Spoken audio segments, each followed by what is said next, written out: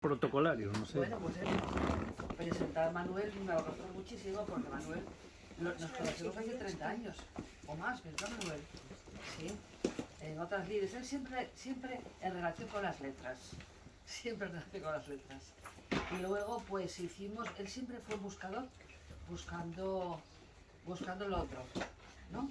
Y ahí llevaba a la gente y nos metía por donde estaba él. Estuvimos con un cheque, ¿te acuerdas? Estuvimos, bueno, estoy hablando de hace 25 o 30 años, y poco a poco fue dejando los flecos por el camino y se fue centrando a otras cosas. ¿Y qué más se puede decir? Que es un hombre súper trabajador, ya lo sabéis, ¿no? Ahora, entonces, y todo lo que trabaja lo vuelca. Y lo vuelca, sobre todo pues en el grupo de la gente que tiene cerca, en este caso sois todos vosotros. Yo estoy muy en contacto con él, aunque a veces pues no voy porque soy muy indisciplinada, pero nos relacionamos muy bien. Y este libro es como una especie de aliento que lleva él por menos un año ahí respirando, ¿no? Por menos un año, el desayuno, el café, para arriba, para abajo, ahora borro, ahora quito, y intuyo que este libro es también parte de su camino personal muy profundo, ¿no? Y luego otra cosa, vamos, que no se puede dejar de lado, que es que su amigo del alma es Jung, desde hace muchísimos años. Ha ido a ver su lugar de nacimiento, su lugar de paseo, su lugar de todo, ha respirado el aliento de Jung y lo tiene totalmente destripado, como yo digo, ¿no? Y a mí eso me fascina, porque cualquier cosa que él coge en su regazo lo añade a Jung, y es Jung y él y Jung. Y bueno, perdón, que estaba con gafas. Ah, no, es que me has de mirar. Que queda el sol, sí. Y me encanta que me hayas dicho que te presentase, porque yo estaba desayunando por aquí alrededor y de repente me tuvo un ataque de nervios. Ay, por favor, que soy tímida, que no me altere porque no sé qué voy a decir. Y bueno, como estamos en familia, pues agradezco mucho ese honor, Manuel. Vale, hop. Muy bien, Desde mi cariño, ¿eh? qué bueno. Menos mal que lo has presentado, me has presentado. Sí, Porque no me daba cuenta que no le he puesto el micro, que hubiéramos grabado en un grabado. Pero se oye todo bien, ¿no? Se oye muy bien, ¿no? Espero que sí. ¿Te quieres repetir? No, sería incapaz. Bueno, te lo escucharíamos con mucho gusto. No, sí, Bueno, yo creo que sí. Pero es Luego una ponéis cosa un diálogo. espontánea, ¿sabes?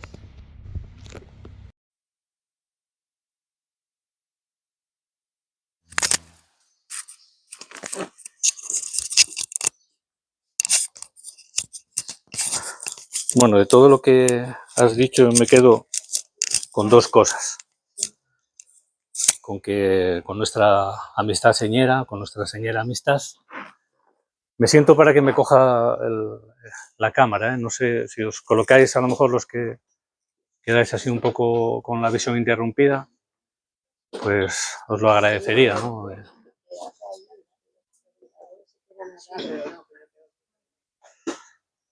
Bueno, y con el tema de que para mi suerte y para mi desgracia, pues que soy muy trabajador, ¿no? Me he quedado con eso. También en la consideración de que, bueno, hay mucho desgaste también, ¿no?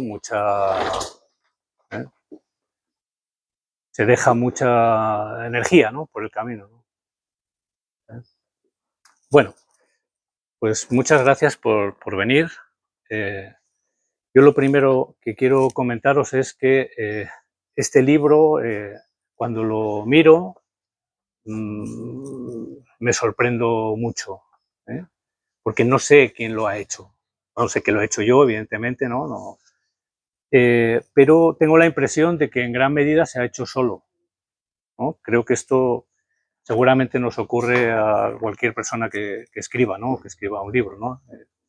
Entre vosotros hay unas cuantas personas, escritores y tal, y creo que pasa un poco esto, ¿no? Que luego lo leo y parece como que estoy leyendo a otro, ¿no? A otra persona, al menos a otra persona psicológica. Además, también diría que este año si consideramos que estamos en la Nochevieja y que el año comienza en junio, este año ha sido un año muy duro para mí, muy duro, por motivos personales, por circunstancias, pero ha sido especialmente duro y difícil. Entonces, bueno, también me sorprende que en ese contexto anímico de dureza, quizás de las mayores durezas que he vivido en mi vida, en diferentes momentos, pues me sorprende todavía más, ¿no? que haya podido abordar, ¿no?, un trabajo como el que ahora os voy a comentar. Vale. A ver, el libro tiene dos facetas, digamos. Es la traducción en castellano de la versión inglesa del original en sánscrito de la Astavakra Gita, que es un clásico de la Advaita Vedanta, y al finalizar, digamos, después de cada capítulo de este texto Advaita Vedanta, vienen reflexiones o comentarios, viene un acompañamiento, una mirada, como expreso en el título, psicológico-junguiana. Psicológico-junguiana quiere decir que es una mirada psicológica, que es digamos, es un acercamiento al correlato que existe entre las afirmaciones metafísicas de un texto como el Astavakra Gita y el proceso de individuación, tal y como la psicología profunda, que es una psicología no reduccionista, lo entiende. Este correlato quiere decir que todas las afirmaciones metafísicas que podemos encontrar en textos como como la Astavakra Gita, que ahora entraremos en ello, o la Bhagavad Gita, o cualquier otro texto de carácter mitopoético, mitológico, religioso, especialmente digamos, en tradiciones como a la que pertenece este trabajo, este libro, significa que desde el punto de vista psicológico son perfectamente asumibles. Claro, insisto, desde una perspectiva psicológica no reduccionista, desde una psicología que tiene en cuenta la psique profunda o la psique inconsciente, desde una psicología que tiene en cuenta también lo que Víctor Frank llama el inconsciente espiritual, o lo inconsciente espiritual, o la espiritualidad inconsciente, que para Frank, por ejemplo, es una espiritualidad que en el mundo occidental, y especialmente en la actualidad, está reprimida. Es una espiritualidad reprimida. De hecho, Frank tiene un trabajo muy interesante que se llama justamente así, ¿no? Es decir, la presencia desconocida de Dios, o el Dios desconocido, el Dios ignorado, o algo así, ¿no?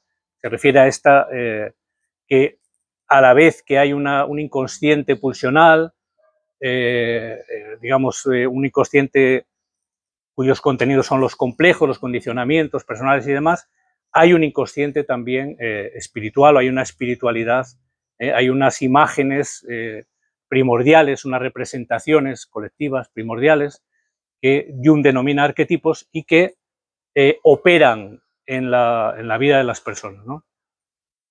Tan es así que operan que realmente se podría decir que lo que nos mueve, lo que decide, lo que determina, lo que autoriza que algo se viva o no se viva, o se deje de vivir, son precisamente estos agentes o estos factores psíquicos, ¿no?, de la psique personal y profunda, que, bueno, pues que digamos en una profundización o en un acercamiento psicológico de cerca, ¿no?, en la vida de cualquier persona, pues se ve que esto funciona así, ¿no? Diría Grodek que somos vividos por el ello, ¿no? Somos vividos por esos factores, de alguna manera, ¿no?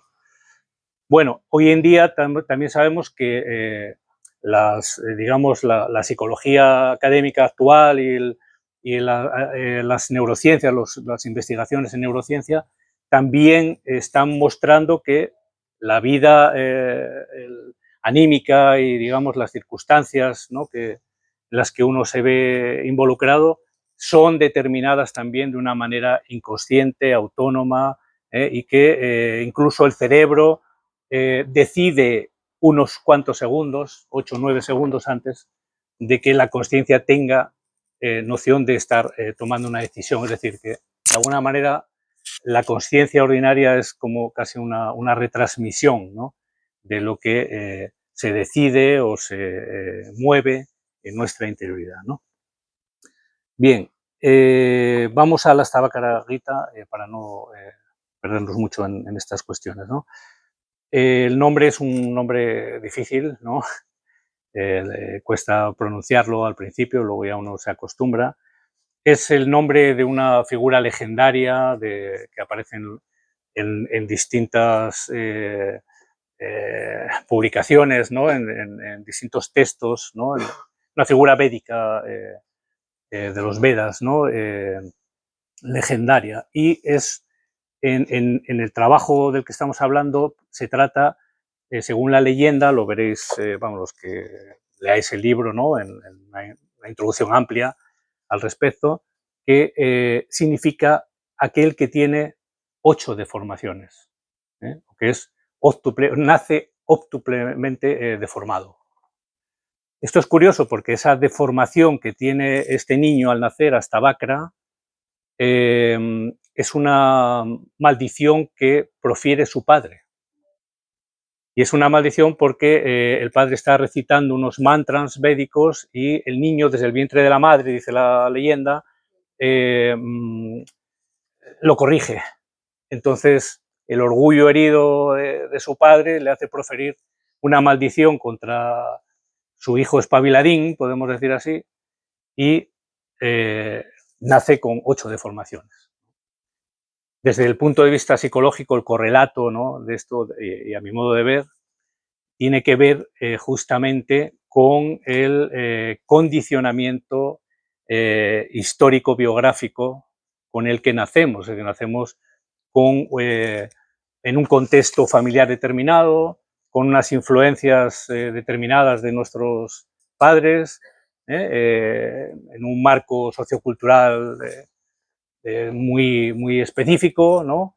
Y todo esto va a generar una segunda identidad, podemos decir así, una segunda personalidad que está deformada, es decir, que deforma la realidad, ¿no?, que nos aparta, nos aleja del originario, ¿no?, de la visión limpia, ¿no?, de la visión no contaminada, no condicionada. Y además de esto, aunque yo no soy especialmente de órbita freudiana, pero hay que reconocer, ¿no?, digamos, las aportaciones, ¿no?, de todas las escuelas y de todos los autores y demás. Esta maldición paterna podemos entenderla también como algo superyoico, es el superyo.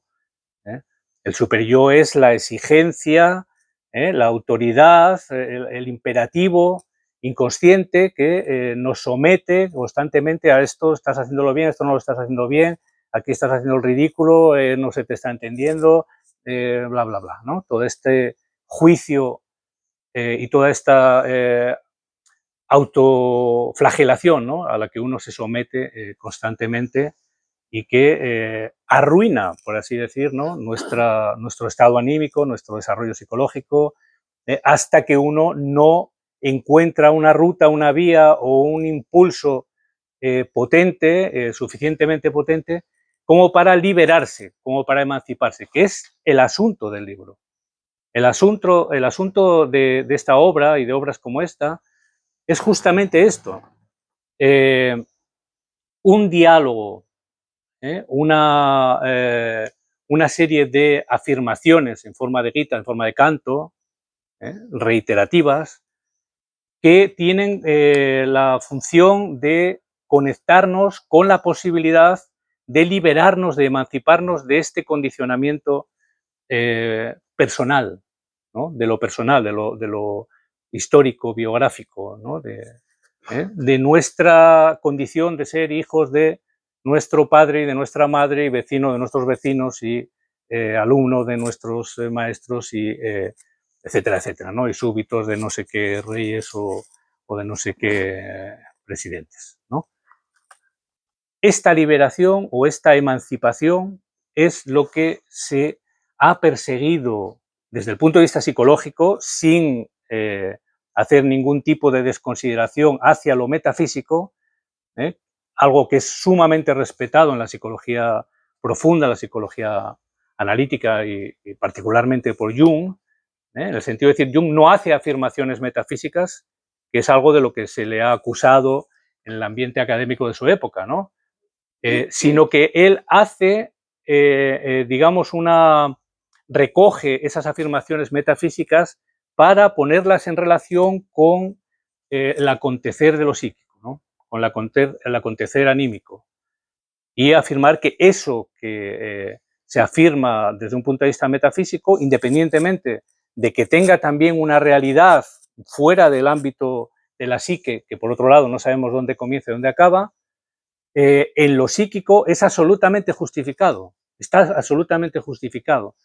Es decir, cuando se habla del hombre realizado, autorrealizado, liberado, emancipado, iluminado, estamos hablando de un estatus, de un estado de conciencia que no es un estado ordinario, pero que es un estado real, ¿no? Que se puede observar, que digamos empírico.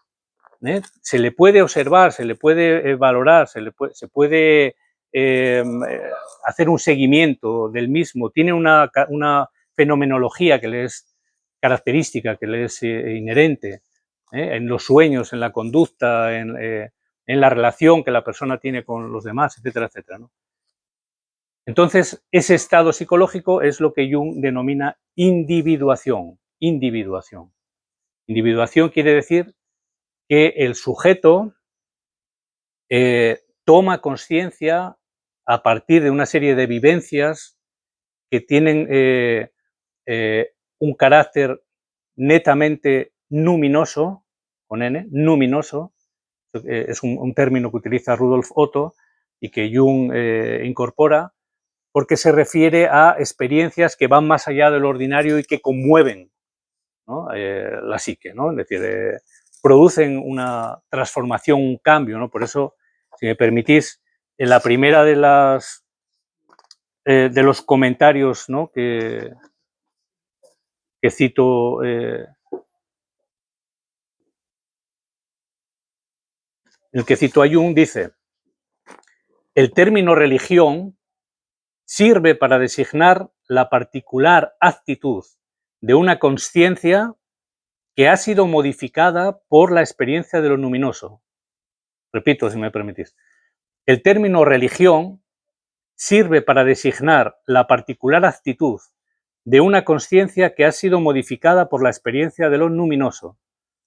Las confesiones son formas codificadas y dogmatizadas de las experiencias religiosas originales.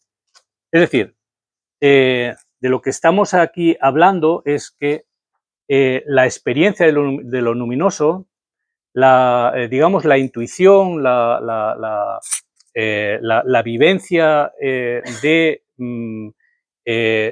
quién somos, el sentimiento, digamos, ¿no? La apreciación, la percepción, ¿no? El contacto, podemos decir, íntimo con nuestra realidad original, ¿no? Originaria. Esto que en distintas tradiciones también se denomina iluminación, ¿no? Es un estado esclarecido, ¿no? Claro, preclaro, es lo que produce una modificación, un cambio en la consciencia con la que veníamos operando, en nuestra capacidad para darnos cuenta de esto, de aquello, ¿no? Para valorar o juzgar o interpretar, etcétera, produce un cambio que no es un cambio intencionado. Esto es muy importante también, ¿no? No es algo que uno pueda hacer, y esto es algo que se repite constantemente en libros como el Astavakrita, ¿eh? no es algo que uno conquista o consigue o alcanza a través de la voluntad yoica. No es un acto intencional, sino es la consecuencia, es lo que ocurre, lo que acontece de manera inevitable cuando la consciencia toma una posición o adquiere una perspectiva experiencial o vivencial que cambia por completo la visión del mundo y libera de esos condicionamientos basados en una moral convencional y relativista y necesaria seguramente, pero que ya no tiene vigencia o no tiene cabida en la experiencia vital de un sujeto individuado. Porque un sujeto individuado es una persona que dialoga con esa inteligencia existencial que es lo que Jung denomina el sí mismo y que la tradición hindú en general, ¿no? El hinduismo denomina Atman. Atman es el espíritu, digamos, es el Purusha, ¿no? Es la persona suprema, la persona primordial, lo originario, digamos, lo que no está condicionado, ¿no? Lo eterno, podemos decir así, ¿no? O lo atemporal, el antropos, podemos decir así, ¿no?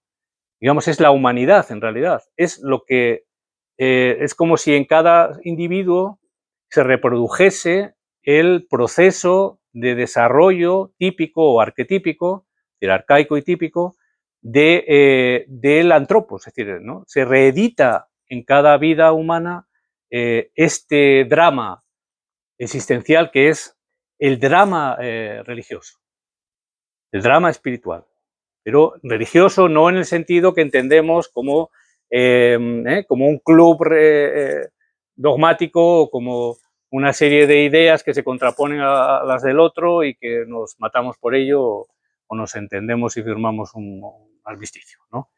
No, es ese, no se refiere a esto, religión se refiere a la atención esmerada y cuidadosa de lo luminoso, justamente, ¿no? De la vivencia que se sale fuera del campo de lo ordinario. El campo de lo ordinario que está cimentado por el condicionamiento sociocultural, ¿no? En nuestro caso como occidentales, y particularmente como españoles, y vámonos para allá como asturianos y del barrio de no sé dónde, ¿no? Hijo de tal, como dije antes, y vecino de cual. Entonces, este marco delimitado, estrecho, es roto, podemos decir, es quebrantado, ¿no? Es superado, trascendido por un estado de conciencia que ya no es el estado ordinario, es un estado superior, una supraconsciencia, podríamos denominar, que también en otras tradiciones se alude constantemente a ellas, ¿no? En el sufismo, en el zen, ¿no? El budismo zen, en el taoísmo, etcétera, etcétera, ¿no? En el cristianismo, por supuesto. Dice Isutsu, ¿no? Este profesor de filosofía japonés, ¿no? tan avezado y tan preclaro también, ¿no? En trabajos, ¿no? Como el sufismo y el taoísmo, ¿no? En la obra de Ibn Arabi, por ejemplo, ¿no? O de Lao Tse, Xuanzi, por ejemplo, dice este hombre que la visión, digamos, la cosmovisión, la manera de ver el mundo y de vivirlo, de experienciarse, ¿no? de entender los acontecimientos, etcétera, del hombre que está emancipado, de la persona individuada, es una visión anormal desde el punto de vista en relación con la manera de entender el mundo de las personas normales, vamos a decir así, ¿no? De las personas que funcionamos en un nivel de conciencia ordinario. Es en nuestro mundo occidental, pues es la perspectiva aristotélica, el mundo son cosas.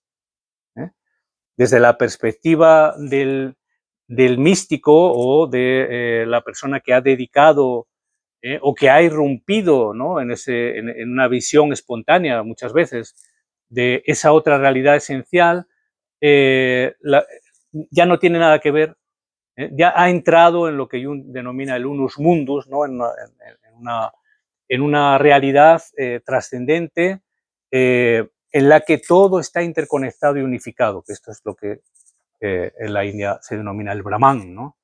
Brahman como el espíritu universal, ¿no? Es lo absoluto, por así decirlo. Lo absoluto en el sentido también de que no es algo que está condicionado, no es algo relativo, no es una perspectiva basada en algo parcial, sino que es un misterio o un innombrable, ¿no? Un inclasificable, al que no se puede concebir o interpretar desde el punto de vista intelectual, ¿no? ¿no? Incluso lingüístico, porque va más allá, ¿no? de lo racional, ¿no? Del campo de lo racional. Y en ese sentido me vais a permitir también un comentario, ¿no? Que hace Jung a sus alumnos en el Instituto Carl Gustav Jung de Zúrich. Les dice, ya siendo Jung muy mayor de edad, les dice, si abordan intelectualmente lo inconsciente, ahora entendamos lo inconsciente como lo no consciente, es decir, lo que está más allá de aquello de lo que nos damos cuenta. Si abordan intelectualmente lo inconsciente, están perdidos. No es una convicción, no es una suposición, es una presencia, es una realidad, está ahí, acontece. Es decir, que de lo que estamos hablando también desde el punto de vista psicológico ahora es que todos somos portadores y expresión de algo innombrable que nos es inherente y que trasciende el marco de la consciencia, con un potencial, digamos, con una capacidad que le es propia, ¿no? Para transformar nuestra personalidad, para ampliar, ¿no? Amplificar nuestra consciencia y para llevarnos finalmente a una consciencia plena, a una experiencia que deviene en consciencia plena de quiénes somos, ¿no? Que es el asunto del libro, justamente de la Stavakra Gita, ¿no? Por eso, al final, ¿no? Digamos, el último comentario que hace el libro dice, ni gurú ni discípulo, yo soy Shiva, el incondicionado, el bien absoluto, ¿no? Es decir, este es el asunto, ¿no? El asunto es, en el fondo, detrás de todas estas consideraciones particulares, parciales, condicionadas, relativas, funcionales, no sé cuánto, que nos caracteriza, detrás de todo eso, ¿quién es el que se da cuenta que está aquí, el que está viviendo toda una serie de circunstancias, de cosas, etcétera? Es decir, ¿quiénes somos? ¿No? Pero insisto en que no es una pregunta retórica que se pueda responder intelectualmente, ¿no? Sino que esto lleva a una vivencia que es de lo que se está hablando en la Stavakra Gita. Son 20 capítulos, ya digo, comentados, ¿no? Al final de cada uno de ellos. Son 287 slokas, que es el verso tradicional indio, ¿no? Pues, por excelencia, ¿no? Y especialmente de los textos épicos y demás, ¿no? De la épica hindú. Y os diría también que se refiere constantemente digamos, es como desde la perspectiva de alguien, que sería Stavakra, que es un poco el arquetipo del sabio, ¿no? Del hombre o del ser humano liberado, emancipado, iluminado, consciente de sí mismo, ¿no? Etcétera. Desde esa perspectiva, él está en todo momento mostrando algo que Ibn Arabi dice, refiriéndose a una tradición, ¿no? Muy conectada con el sufismo, ¿no? Con los sufis, dice, era yo un tesoro oculto y amé ser conocido. Era yo un tesoro oculto y amé ser conocido. Y Juan Arnau, que lo tuvimos con nosotros en Gijón no hace mucho, en su versión de las Upanishads, de las Upanishads, en su trabajo, dice, como extranjeros, dice esta Upanishad, como extranjeros en un país extraño, caminando sobre un tesoro oculto. ¿Y qué es este tesoro? ¿No? O como diría los gallegos, ¿qué carallo es este tesoro? ¿No? Por quitarle un poquitín de hierro al asunto, ¿no? ¿Qué es este tesoro?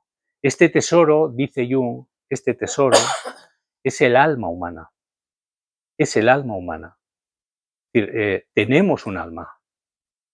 Tenemos una, pero es un alma que no es el yo. No es que el alma es digamos, mi mente pensante que razona, los libros que me he leído o que he escrito o que, no sé, ¿no? Los másteres que he podido realizar o los títulos o no sé qué. No es esto. El alma es algo en sí misma. Y es algo con lo que uno puede relacionarse. Por supuesto que somos expresión de ella, ¿no? También formamos parte de ella, ¿no? Como seguramente todas las cosas, ¿no? Pero es algo con lo que uno puede relacionarse, con lo que uno puede, de lo que uno puede tomar conciencia. Y eso es lo que Jung denomina individuación. Individuación es que la persona se da cuenta que no es quien creía ser. No es ese marco estrecho y delimitado y condicionado, sino es algo que está más allá, que trasciende, que es, podemos decir, no es algo personal, no es algo personal en el sentido delimitado, en el sentido estrecho, es algo impersonal o, mejor dijera, ¿no? Que también lo expreso en mis comentarios en el libro, es algo transpersonal, algo que va más allá del marco personal. Es algo que nos unifica, ¿no? Nos mantiene en una participación mística con todo lo demás, ¿no? Con todos los demás y con todo lo demás. Pero que, insisto, en que más allá de una formulación más o menos poética o agradable, o a quien le pueda parecer agradable, constituye una vivencia inequívoca. Una vivencia luminosa, inequívoca, que modifica, que cambia la vida, ¿no? Que transforma, que cura, por así, nos cura del drama, ¿no? Del drama y a veces de la tragedia, ¿no? Que constituye el vivir, ¿no? Bueno, entonces este tesoro escondido es el asunto del que dialogan hasta Bácara y su discípulo, que es Janaka, era un rey, el rey de Mitilia, y dialogan a lo largo de todos los capítulos del libro precisamente de ese estado, ¿no? En el que se reconoce, ¿no? Que las cosas tal y como las apreciamos normalmente son ilusorias. No es que no estén ahí, no es que sean irreales, pero son ilusorias en el sentido de que son una representación, son una interpretación de la realidad. Hay una realidad no interpretada o no interpretable que está detrás y que seguramente constituye una experiencia que va más allá de lo humano ordinario, pero que es una opción, una alternativa, una posibilidad que está ahí, siempre ha estado ahí. Y la India, igual que también otros entornos, ¿no? Como China en su momento y, bueno, en fin, otros marcos socioculturales, la India es vamos a decir, hay una tradición introspectiva tan profunda, ¿no? Tan intensa, tan masiva, durante tantos siglos, que realmente el conocimiento que llegan a desarrollar o adquirir de la psique, de las profundidades de la psique, ¿no? De las experiencias del alma humana, podemos decir así, es que es incomparable, ¿no? Jung dice que es incomparable, ¿no? Con lo que podemos manejar, ¿no? En el occidente racional, sin hacerle ascos tampoco al desarrollo pero tenemos muchas cosas que aprender de la India y en este sentido, y es algo que también Jung insiste, ¿no? Hay otra cosa interesante y es que, y ahora enseguida os voy bueno, a dejar la palabra para que si queréis no interactuamos y me preguntáis lo que queráis. Estas 8 deformaciones de Astavakra desaparecen, se superan, se trascienden, cuando Astavakra, digamos, la leyenda dice que Astavakra es invitado o se le da acceso a una discusión filosófica, metafísica en el palacio, ¿no?, del rey Janaka, y con 12 años fascina a todo el mundo, ¿no? Un poco esto nos recuerda también, ¿no?, otros personajes históricos, Cristo, etcétera, ¿no? Etcétera, ¿no? Los niños, ¿no?, en fin, ¿no?, que fascinan, ¿no?, en lo que... Pues en este palacio donde Astavakra está, ¿no?, está respondiendo y está haciendo gala de su lucidez, está también el padre. Entonces, claro, el padre también se queda fascinado y cuando se marchan le pide a su hijo que se bañe en el río Samanga, me parece que se llama, y el niño se baña, el camino de regreso a casa, y queda liberado de esa maldición. Muy interesante porque precisamente en los sueños, digamos, en el drama onírico arquetípico, ¿no?, que tiene lugar en los sueños de una manera muy universal, aparece el río también como, como la vida, como una escenificación del curso de la vida, ¿no?, del transcurso de la vida. Curiosamente hay una película, creo recordar, ¿no?, se llama El río de la vida, ¿no?, muy, muy, muy bonita y tal. Bueno, es el curso de la vida que desemboca, ya sabemos dónde, que también es una alusión arquetípica, onírica, habitual, universal, digamos, de ese Brahman, ¿no?, de esa unidad o de esa realidad que nos trasciende y a la vez de la que somos expresión particular, ¿no?, pero que en definitiva constituye nuestra esencia última, ¿no? Entonces, se baña en el río. El padre le dice, tienes que bañarte en el río. Qué interesante, ¿no? Como psicólogo, ¿no? Qué interesante, es decir, no puedes liberarte de ese condicionamiento, de esas maldiciones, de esas estrecheces, ¿no?, de ese drama, hasta que no apures el cáliz, hasta que no te mierdes, perdonad la expresión, hasta el fondo, hasta lo máximo. Tienes que padecer la vida, tienes que vivirla, tienes que equivocarte, tienes que estrellarte, tienes que arruinarte moralmente o económicamente o no sé qué, ¿no? Es decir, hay que bañarse en el río para poder quedar o para poder tener acceso a una liberación de todo ese marco estrecho y convertirte en Astavakra, ¿no?, digamos, en el gran sabio, en el gran maestro, ¿no?, en el tipo esclarecido o el arquetipo, ¿no?, del maestro que a lo largo de los 20 capítulos de la Astavakra afirma una y otra vez, ¿no?, que él está más allá del apego, de la consideración de lo bueno, de lo malo, de la fascinación de los objetos, del condicionamiento familiar, etcétera, etcétera, ¿no? De todo. Esto no es una, no sé, ¿no?, una elucubración fantasiosa, ¿no? No quiere decir que este tipo de personas individuadas, ¿no?, la persona que alcanza ese estado de conciencia no esté sujeta al nerviosismo, a las indigestiones o al insomnio o a la mala leche, ¿no? No, ¿no? Lo que quiere decir es que tenemos la posibilidad de tomar conciencia, de vivenciar, de advertir que en el fondo hay algo que es lo que somos fundamentalmente, lo que somos originariamente, que está más allá de cualquier circunstancia, situación o condicionamiento. En cualquier momento está más allá. Esto es lo que también en el hinduismo se denomina la consciencia testigo, ¿no?, a la que Mircea Eliade, ¿no?, también el gran antropólogo, ¿no?, hace alusión como uno de los grandes descubrimientos psicológicos de esta ciencia de la mente que procede de esta India introspectiva, ¿no?, durante siglos y tal, ¿no? Bueno, en realidad tenía aquí un montón de cosas para hablar, pero ya veis que me enrollo bastante y casi que voy a parar ahí. Entonces, si queréis, pues me preguntáis lo que queráis o hacéis las reflexiones que queráis y podemos ampliar un poco el asunto. Creo que es un libro que vale la pena, no porque lo haya escrito yo, ¿no? O también, pero es un libro que realmente vale la pena y que el libro de la Stavakaraguita, ¿no?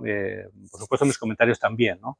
Pero es un libro que vale la pena para ver, digamos, para investigar introspectivamente, desde el punto de vista del estado meditativo, a qué carajo se está refiriendo este Astavakara con todo esto que dice y tal, ¿no? Que sí, es muy guapo, suena muy bien, pero contrasta con las dificultades que tenemos nada más que salimos de casa, ¿no? O incluso sin salir de casa, ¿no? También quiero, antes de dejaros la palabra, comentar que hay una dedicatoria en el libro. Bueno, una es una alusión a Jung por los motivos que explicó antes muy bien Susana, y hay una dedicatoria a través de la cual, digamos, a través de las palabras de Armando Cosani, ¿no? Del vuelo de la serpiente emplumada, digamos que hacen justicia al estado, ¿no? Desde el que brotó, digamos, la redondez final de este libro. Dice, soy el más pobre e infeliz de los mortales, pero ahora tengo mi medida llena y para mi dicha no hay límites. Bueno, el texto sigue, no lo he querido seguir porque es un poco más amplio para no hacerlo amplio.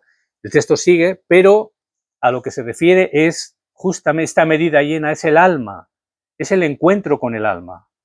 Son las vivencias que nos llevan a un encuentro, a una cercanía con el alma que es capaz de modificar, ¿no? De cambiar, ¿no? La ruta, ¿no?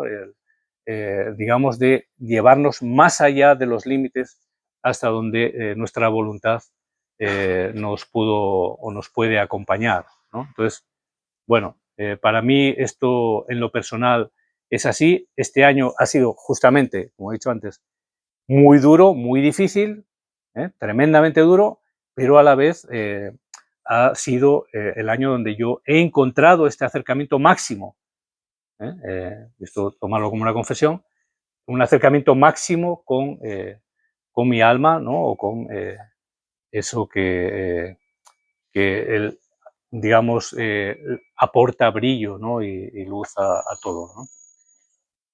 Así que ahora os dejo la palabra y venga. En pocas palabras, no hay capacidad intelectual para contestar, te iba a preguntar. Bueno, pues muchísimas gracias primero por hacerlo. Yo creo que el primero que te daría gracias sería Jung.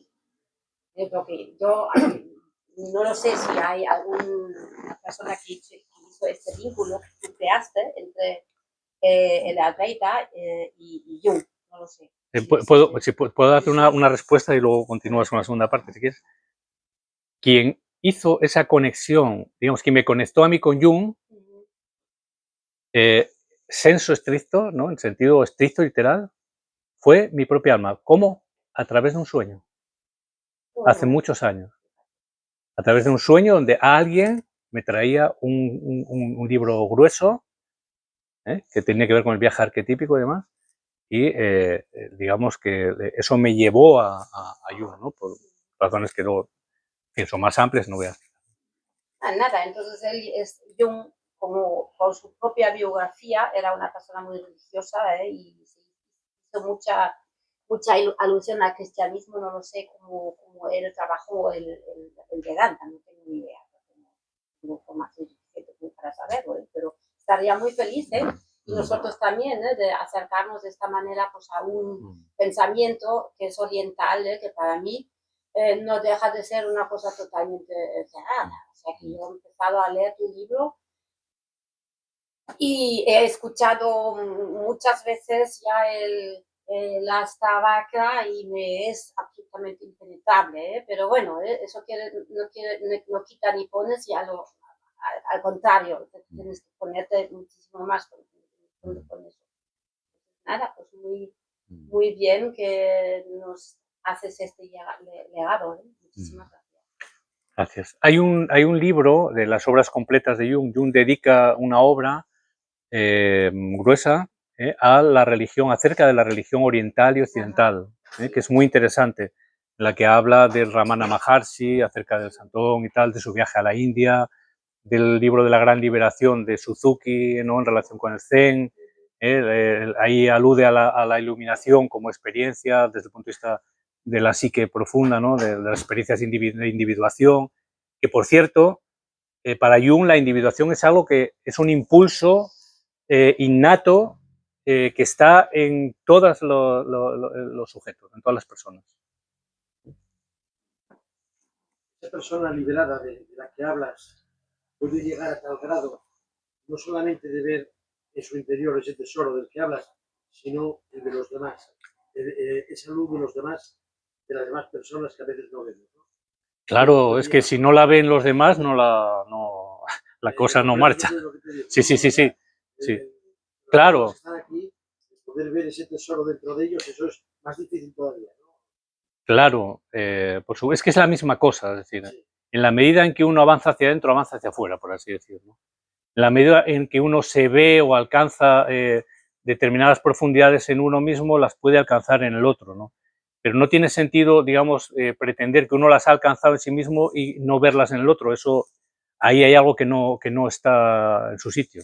Es que hablamos mucho del tema individualizado, pero en el momento que somos uno todos y es colectivo, sí.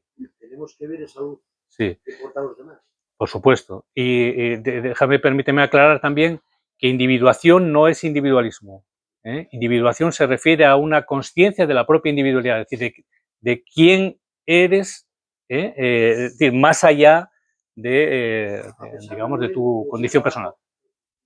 El conlleva también una gran soledad en un principio. Sí, puede llevar estados tremendos, ¿no?, como también se describe, por ejemplo, en el ámbito de la alquimia, ¿no? Jung también se ocupó mucho del lenguaje de los alquimistas, entendiendo que ahí había una proyección del proceso individuativo, de los peligros también, ¿no?, de despeñarse o de descarrilar, ¿no?, el peligro de la inflación, del considerarse que uno es Dios, ¿no?, o que está trascendido, o que está por encima del bien y del mal y de todo, ¿no? Entonces, por supuesto que hay procesos de soledad tremendos, de melancolía, de depresión, procesos inenarrables, ¿no?, que seguramente, bueno, los psiquiatras, los psicólogos, ¿no?, conocemos muy de cerca también, ¿no?, y bueno, en general todo el mundo, ¿no? Pero, digamos, la experiencia luminosa muestra que nadie puede estar solo, ¿no?, porque esa presencia está en todo. Si lográsemos ver ese tesoro de los demás, luego las relaciones humanas serían mejores. Evidentemente, evidentemente, evidentemente. Nadie dice la Bhagavad Gita, que hay una versión ahora preciosa de Óscar Pujol, ¿no?, que os recomiendo, es preciosa, también la de Juan Arnau es muy bonita. Nadie, es decir, tomando conciencia de que el Atman es el Brahman, ¿no?, y de que constituye tu realidad esencial, ¿no?, nadie se mata a sí mismo en otro, ¿no? Es decir, en la medida en que uno descubre que el Atman, es decir, que tu realidad esencial es la misma que la realidad esencial de cualquier otro, no tiene sentido dañar a otro, te dañas a ti. Pero claro, esto una cosa es, digamos, tenerlo como prescripción moral de catecismo, y otra cosa es vivirlo al punto de que no puedes actuar así, ¿no? Muy importante. Gandhi afirmaba esto, ¿no? Él se dio cuenta a los 40 y pico años, no sé cuándo, después de sus tribulaciones, etcétera, se dio cuenta que era incapaz de hacer daño a otro ser humano, dice él. Entonces, y yo escuché a un, no sé, a un corto de mente, ¿no?, de otra confesión religiosa, decir, y nosotros ya sabemos desde niños en el catecismo que bla, bla, bla, ¿no? No, es que lo que este hombre tomó conciencia es tuvo una vivencia profunda, ¿no?, de lo que significa la vida, ¿no?, y de su propia profundidad, de su propia fuente, y a partir de ahí, digamos, el impulso de hacer daño, no, esto ya no no va. Yo quería un poco, como estaba diciendo Gaby, que ya leyendo el libro, pero es que la Estabacca Gita en sí es una guía para caminantes. Está diciendo qué es el mundo, que está, entre comillas, fuera. O sea, ¿qué es el mundo? ¿Qué es el mundo si tú quitas la frontera de tu propio contenedor, de tu cuerpo? Él te está contando lo que es, te lo cuenta de una manera que la mente como tal no te lo permite dejar pasar, ¿sabes? Por esos filtros. Pero como lo que está poniendo Manuel ahí son unos apuntes para esa mente lógica que no deja que la analógica juegue el papel, entonces en la Estabacca es una guía absolutamente luminosa. Es muy luminoso, es muy profundo. Si paras la cabeza, te enteras. Yeah. Sí. Además hay una cosa también, estamos hablando, el estado individuado o el estado de liberación, de autorrealización, de emancipación o como queramos llamarlo, es un estado desde el punto de vista psicológico de completud. Jung lo denomina completud. Completud es que la persona alcanza una consciencia de su totalidad, su consciencia ya no está en el yo, ya no está egocentrada, está centrada en un centro no yoico, que es lo que él denomina a sí mismo, que tiene que ver con la arquetipia de esa totalidad, de esa completud. Entonces, ¿qué quiere decir esto también? Que se acabaron los contrarios, o sea, se acabó, digamos, la tiranía de estar moviéndonos ¿no? entre lo blanco y lo negro. ¿Qué quiere decir esto? Que no se trata ni de prescindir de lo racional e irnos a lo, digamos, a lo mitopoético o a lo místico, ¿no? O a lo trascendente de cabeza, y no, es decir, podemos y debemos seguramente aunar, ¿no? Esos dos mundos, ¿no? Integrar, pues, o sea, siempre que nosotros hacemos un logro, ¿no? Ejercemos un acto integrativo, hay un paso adelante digamos, en el camino, podemos decir así, ¿no? Hacia el esclarecimiento, ¿no? Hacia la realización. Eso en la psicoterapia es muy claro, es decir, en la medida en que uno integra, deja de juzgarse, deja de culparse, deja de vivir la vida que le ha sido dictada, que le ha sido guionada, etcétera, etcétera, se terminan, digamos, muchas de las tensiones que dan lugar a síntomas y a estados, en fin, ¿no? Psicopatológicos, etcétera, etcétera, ¿no? Gracias. Llevaría una consecuencia muy dura en cuanto a la condena de personas que actúan en contra de la ética y en contra de lo correcto, que es matar, por ejemplo. Entonces, si realmente decimos, pues no fuiste tú, ¿qué hacemos con esto? No, el asunto es un asunto con uno mismo. Sí. Uno tiene que olvidarse de juzgar a los demás, ¿no? Claro, si nosotros tenemos a alguien que está generando un daño colectivo, hay que encarcelarle, evidentemente, o ponerle a un lado o quitártelo de encima, no sé, ¿no? Pero me refiero a que el asunto es, lo que viene a decir la Estabacca Gita es que no hay nada, no existe nada más que tú. La consciencia, ¿no? De ti mismo. Es decir, tú, el momento en que pierdes la consciencia, en el momento en que eres aniquilado desde el punto de vista de la consciencia, se acabó el mundo, no hay nada. ¿Qué hay cuando no somos conscientes de ello? Nada, ¿no? Entonces, incluso eso que vemos como algo censurable o algo y tal, puede ser imaginario. Podría no estar ocurriendo, ¿no? Y en todo caso es algo que uno debe aplicar a sí mismo, ¿no? El peligro está en entrar digamos, en valoraciones, en consideraciones, ¿no? En juicios, ¿no? en modos de interpretación. Bueno, ya vemos, ¿no? Que luego cada partido, ¿no? Cada persona, bueno, ¿no? el mundo en el que vivimos ahora, ¿no? Por ejemplo, ¿no? La guerra, ¿no? Etcétera, ¿no? Es decir, ¿qué es lo correcto, qué es lo incorrecto, ¿no? Depende desde dónde lo mires, desde quién lo está mirando, ¿no? Seguramente no hay nada correcto y nada incorrecto, ¿eh? Lo que hay es algo, y es algo que si tú lo vives desde una profundidad determinada, no va a ocurrir. Y si lo vives desde una cierta superficialidad y condicionado por tus codicias o por tus ambiciones o por tus deseos de destructividad o por tu mala relación con tu propia psique, con tu propia alma, entonces lo que va a ocurrir son estas cosas y cosas peores que sabe Dios lo que tendremos que ver todavía, ¿no? Sí, Y no, sí. como terapeuta, como estudioso, como hombre sabio, vamos a decir, ¿no? Que estás en ese momento. ¿Sabio con V o con B? Es un momento, ¿no?, de evolución personal que estamos hablando de arte.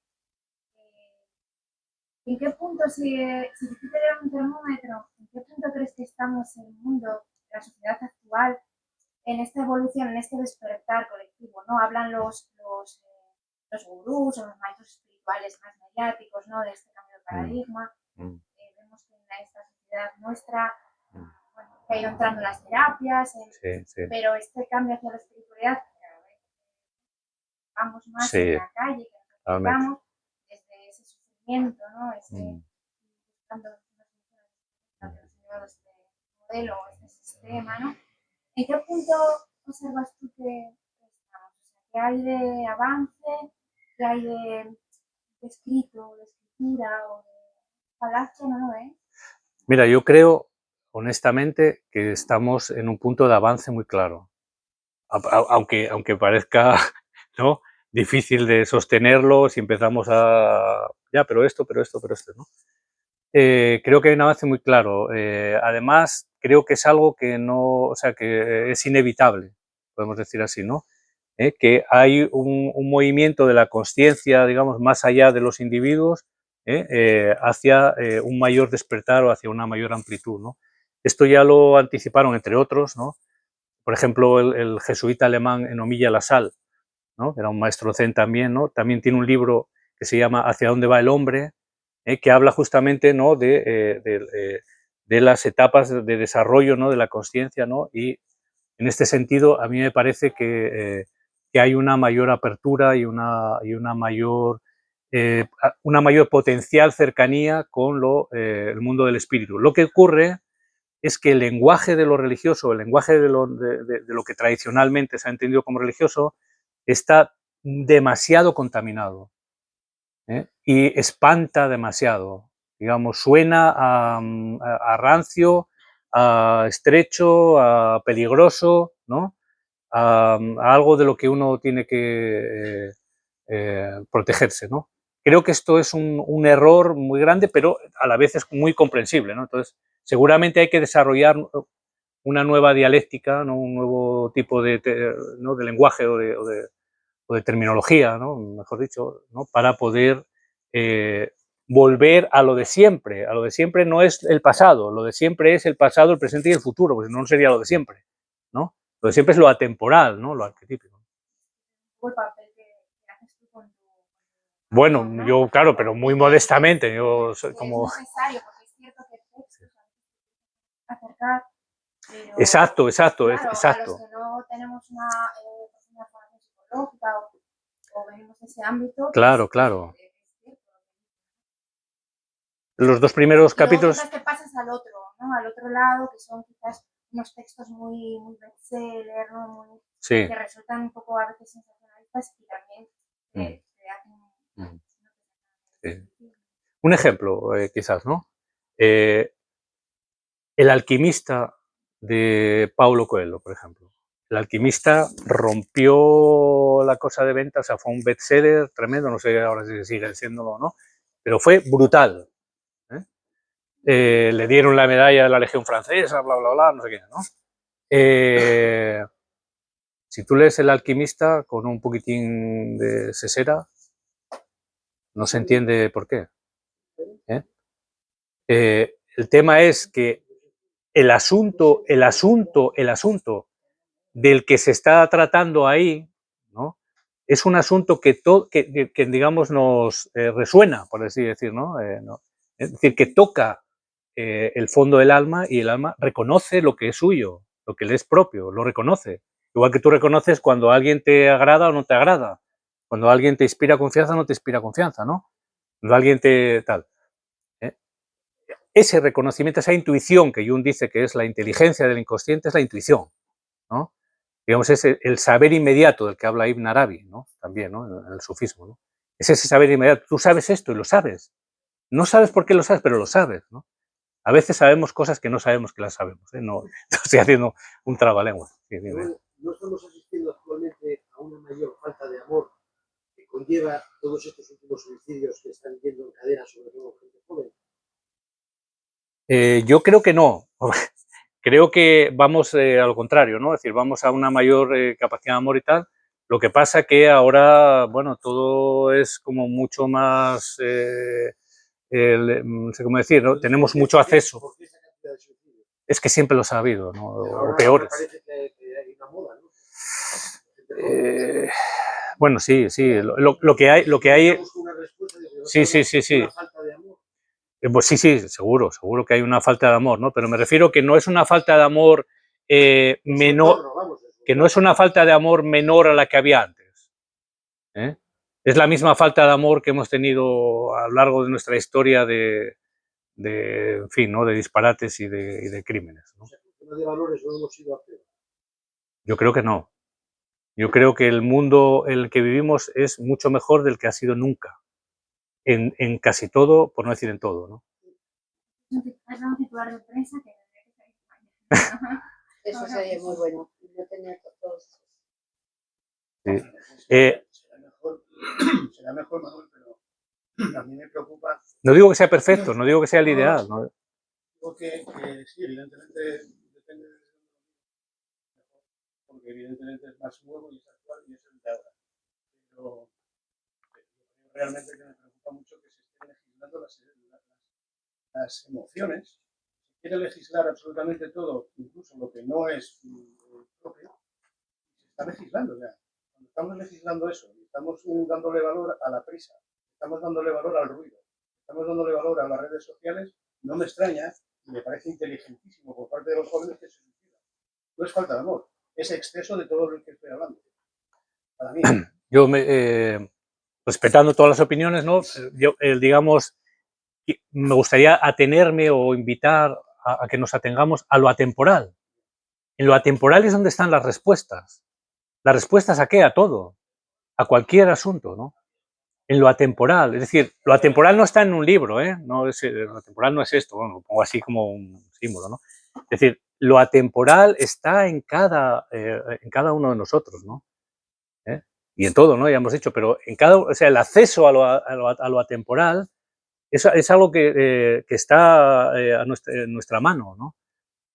Por lo tanto, tenemos el recurso, tenemos la capacidad, tenemos la posibilidad, incluso diría yo que tenemos el deber, ¿no? De echar mano de eso, de eso que somos para poder salir adelante, ¿no? Como diría nuestro padre, nuestra madre, ¿no? Para que salgas adelante, fijo, ¿no? ¿No? Tenemos ese deber, ¿no?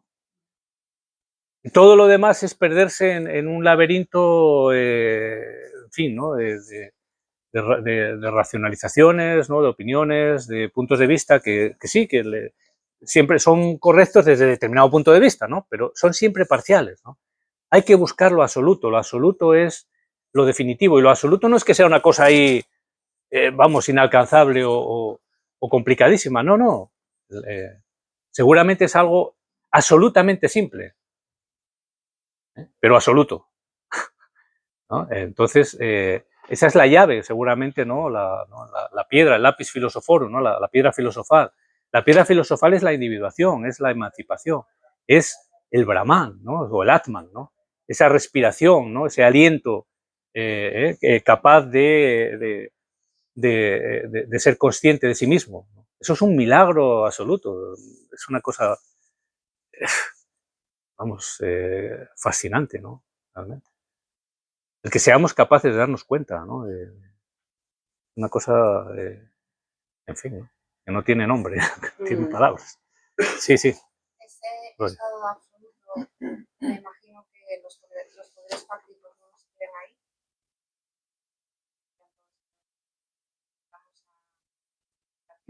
Esa es mi primera reflexión. La segunda duda que tengo es si ese estado de liberación es para todo el mundo y si solo se puede llegar a él después de haber pisado el barro. Voy a empezar por lo último, como dicen los políticos, ¿no? Voy a empezar por la última pregunta. Absolutamente, yo entiendo que, salvo que, no sé, ¿no? Como así, a modo legendario, ya nazcas, digamos, purificado, no sé cómo, ¿no? Nazcas trascendido. Yo creo que hay que entrar en el barro, ¿no? Hay que vivir la vida, o sea, hay que mojarse, ¿no? En una palabra. La cuestión de los poderes fácticos, yo ahí voy a romper una lanza a favor de la unidad, ¿no? No de la unidad de la izquierda, ¿no? Ni de la derecha, no, sino de la unidad esencial, ¿no? De lo absoluto, ¿no? Los poderes fácticos son una expresión también de lo absoluto, es decir, no hay nada que está fuera. Advaita Vedanta es no dualidad, o no dos, ¿no? Entonces, esto que vemos como esto es el enemigo y este es el amigo, esto no tiene sentido desde la perspectiva de lo absoluto, porque eso que vemos como enemigo es expresión también de lo absoluto y tiene su, digamos, su sitio, ¿no? Lo absoluto concede existencia, ¿no? a todo, ¿no? No lo juzga, no, esto a ti te doy existencia, no, y tú eres un, ¿no? Petardo, una petarda, no. Entonces, desde ese punto de vista, lo que hay es, vuelvo a decir lo que dije antes, ¿no? Verse uno, ¿no? O sea, ver, digamos, estos poderes fácticos, cómo operan en ti, es decir, cómo tú eres esos poderes fácticos contigo mismo, con las personas, ¿no? Con tu familia o con tus amigos o con tus vecinos, ¿no? O con tus clientes, ¿no? O lo que sea, etcétera. Y la segunda pregunta no me acuerdo. Sí.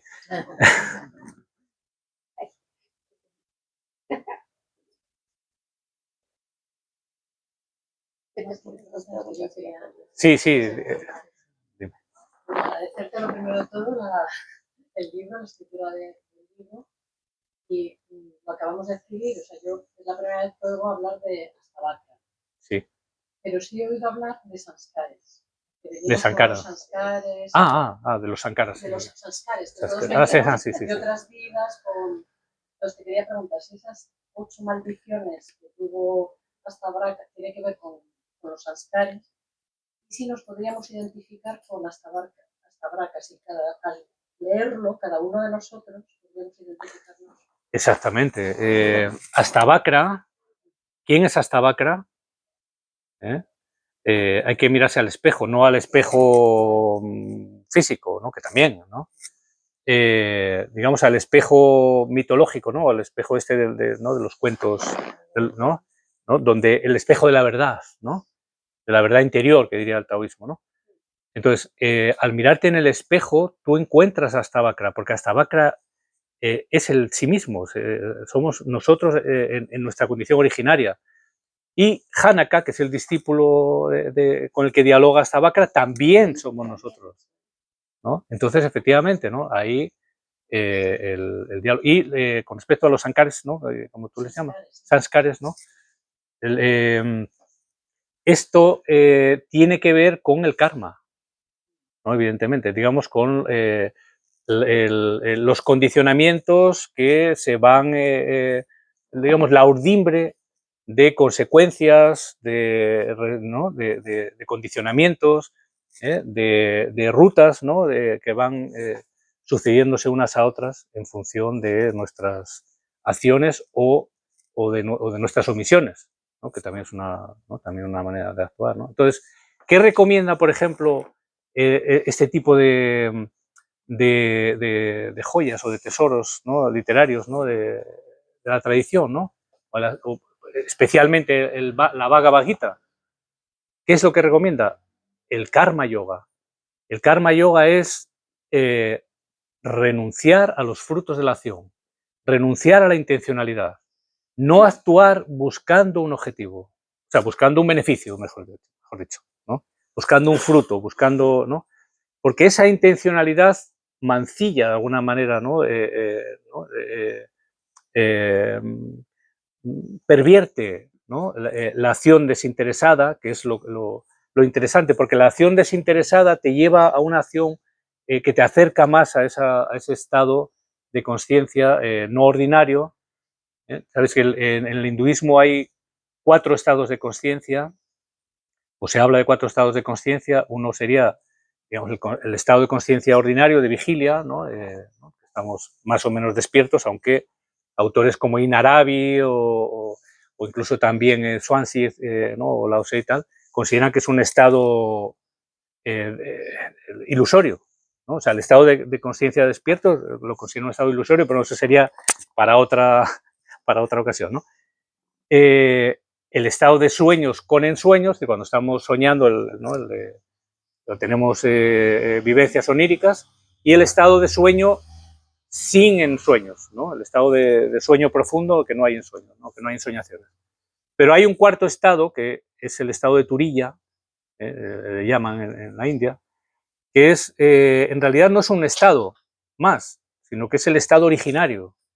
Es, digamos, es una condición en la que la conciencia no está ni despierta ni dormida, no está ni consciente ni inconsciente, está en otro orden, por así decirlo. Y dices, bueno, pero ¿la persona está consciente o no está consciente? Es que no está ni consciente ni no consciente, ¿no? Esto pasa un poco como el estado de meditación profunda. ¿Estás dormido? No. ¿Estás despierto? No. Entonces, ¿cómo estás? O sea, sería como un chiste.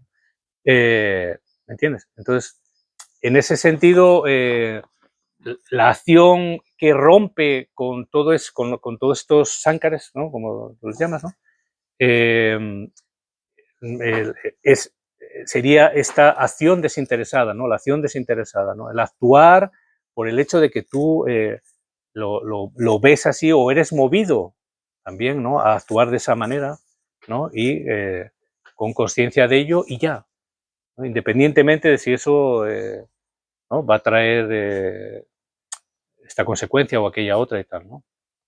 No quiere decir actuar a lo loco, ¿eh? No es en ese sentido, al contrario. Esto es lo que Gandhi promulgaba, ¿no? Para Gandhi esto era lo fundamental, ¿no? Y, bueno, sabéis que para Gandhi la Bhagavad Gita era su libro guía, ¿no? Su libro de cabecera. Vamos, no sé si es un poco raro recomendar otro libro que no es el libro que estoy presentando, pero os recomiendo la Bhagavad Gita, ¿no? Y especialmente esta última versión, que debe tener un mes y medio, ¿no? De Óscar Pujol.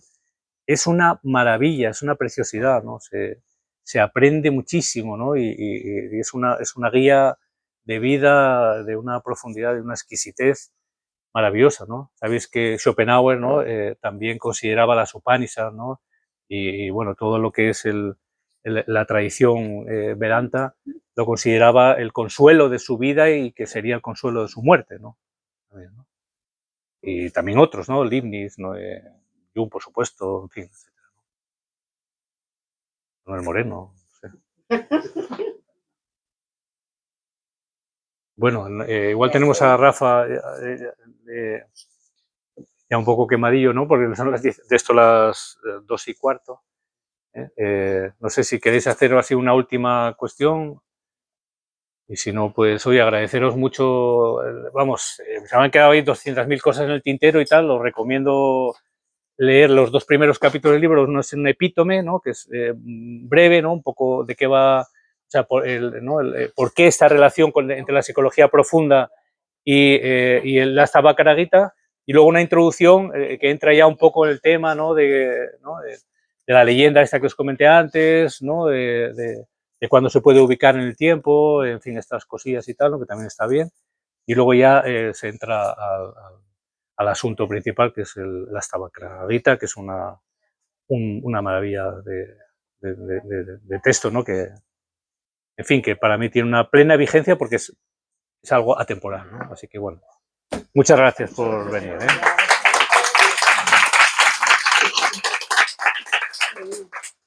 Gracias, quedaría.